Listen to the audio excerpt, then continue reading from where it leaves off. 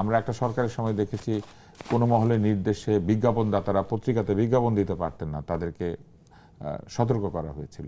এরকম ঘটনা আমরা অনেক দেখেছি। বহু জায়গাতে আমরা দেখেছি কিছু কিছু পত্রিকার প্রবেশ নিষিদ্ধ করে দেওয়া হয়েছে, যে এইখানে এই পত্রিকা পড়বে না, সরকার এই পত্রিকা সাবস্ক্রাইব করবে না, কিংবা বিমানে এই পত্রিকা পাওয়া যাবে না। এই যে নিয়ন্ত্রণ করার চেষ্টা, আপনার কি মনে হয় এগুলি সরকারগুলিকে উপকৃত করে?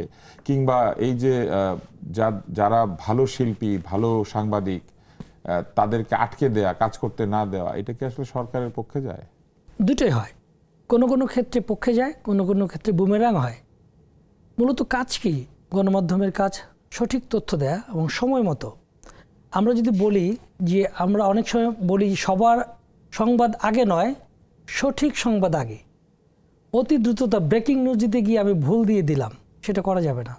অনেক সময় এরকম হয়। কম্পিটিশন তো থাকে, কে আগে ব্রেকিং দিচ্ছে। তো মিস ইনফরমেশন, ডিস ইনফরমেশন আপনি জানেন, এটার জন্য যে ফ্যাক্ট ফাইন্ড চেক, এটা নাই তো আমাদের।